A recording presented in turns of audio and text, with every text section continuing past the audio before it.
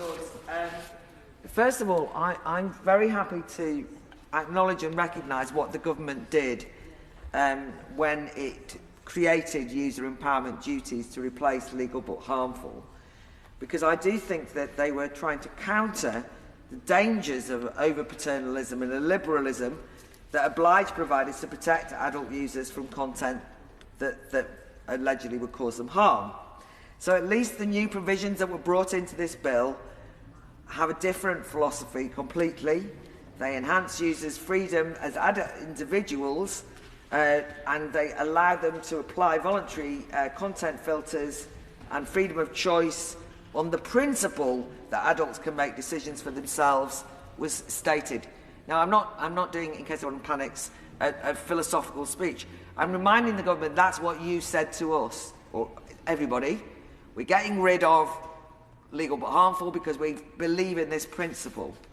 And I'm worried that some of the amendments seem to be trying to backtrack from that different basis of the bill and that more liberal philosophy to go back into the old legal but harmful. On Lord Allen of Hallam, the cat is distinctly not dead. So the purpose of Amendment 56 is not just is to try and ensure that providers also can't thwart the purpose of Clause 12 in the bill and make it more censorious and paternalistic. I am not convinced that the government needed to compromise on this, as I think it's just muddied the waters with Amendment 16. I think it fudges the important principle that the government itself had established originally. So what Amendment 56 says is that the default must be no filtering at all. And then users have to make an active decision to switch on the filtering. So the default is you should be exposed to a full flow of ideas and as you can, and then you have to, if you don't want that, you have to actively decide not to. And then you can say, no, I want a bowdlerized or sanitised version. Amendment 56, paragraph B, takes it a bit further because it applies those different levels of filtering in terms of the content of democratic importance and journalistic content. And the bill itself, again, the government accepts the exceptional nature of those categories of content that users, and this just allows users to be able to do the same, to say, no, I might want to filter some things out, but bear in mind the exceptional importance of democratic and journalistic content. So I'm worried that the government amendments signal to users that certain ideas are dangerous and must be hidden. That's my big concern. In other words, that they might be legal, but they're harmful, and that's what I think these amendments try and counter. If I can just note that one of the things that worries me about this bill is the danger of echo chambers. I know we concentrate on harms, but I think echo chambers are harmful. I started today quite early at Blue Orchid at 55 Broadway.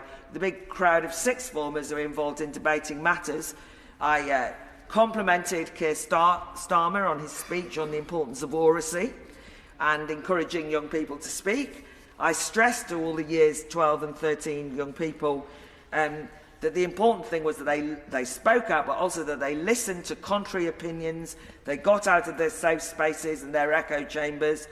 They're debating very difficult topics like the commercial surrogacy, cancel culture, risk of contact sport, all this. I'm saying all that to them, and then I'm thinking, we've now got a piece of legislation that actually says, oh, you can filter out all the stuff you don't want to hear and create your own safe space. So I just get anxious that we don't inadvertently encourage the young to I know this is for all adults, but we don't encourage that anti-democratic tendency to not want to hear what you don't want to hear, even when it would be good to hear as many opinions as possible.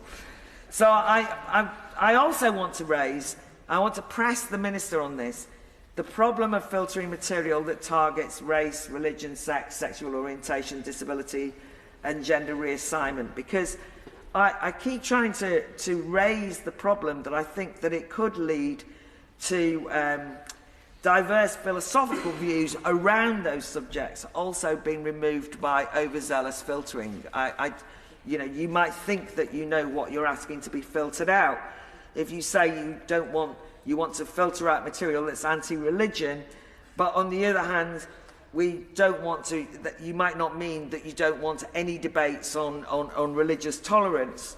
And for example, when there was all that major controversy over Our Lady of Heaven film, which I know the Minister was also interested, like I was, in the dangers of censorship in relation to that. You wouldn't want, because you said don't target me for my religion, not to be able to access that debate.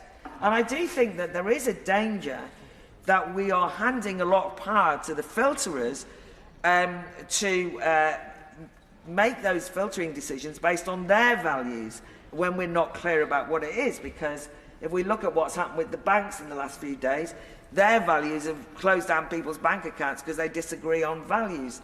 So we again say don't target on race, but as I've been having lots of arguments with people recently who have accused the government through their illegal migration bill of being racist, I think we just need to know that we're not accepting an ideological filtering of what we see. So then we go to Amendment 63, which is key, as it requires providers' terms of service to include provisions about how content, to which subsection 2 of Clause 12 applies, is identified for precisely to try and counter these problems. And it imposes a duty on providers to imply those provisions consistently, as Lord Moylan explained. And I think that point about providing, that the providers have to set out how they identify content that's allegedly, for example, hostile to religion or racially abusive, is important, because users need to know, if this is about empowering users, will this be done by machine learning? Will it be a human doing it? Do they look for red flags? And if so, what are the red flags? I mean, how are these things decided? And that means that providers have to state clearly and be accountable for their definition of any criteria that could justify them filtering out and disturbing the flow of democratic information. It's all about transparency and accountability in that sense. And then just finally on Amendment 183, I mean, I am worried about this notion of filtering out content from unverified users for a range of reasons. One is that I think that it indicates somehow that there's a direct link between being unverified or anonymous and harm and being dodgy, and I think that's just illegitimate. And I think that it's already been explained that it's going to have a very detrimental impact on certain organisations. We've talked about Reddit, but I mean, I like to remember Mumsnet. I mean, there's quite a lot of organisations that have these community-centred models in which the structure is that influencers broadcast to their followers, and that's around structures with pseudonymous users. So is the requirement to filter out those contributors likely to lead to those models actually collapsing? I just think it's something that needs to be discussed. I need to be reassured on, because I'm not convinced at all. And as people have pointed out, there will be a two-tier internet, because those who are unable or unwilling to disclose their identity online or get verified by someone would be or could be shut out from public discussions, and I think that that is a very dangerous place to have ended up, even though I'm sure it's not what the government intends. I'm grateful for the broad, if not universal, support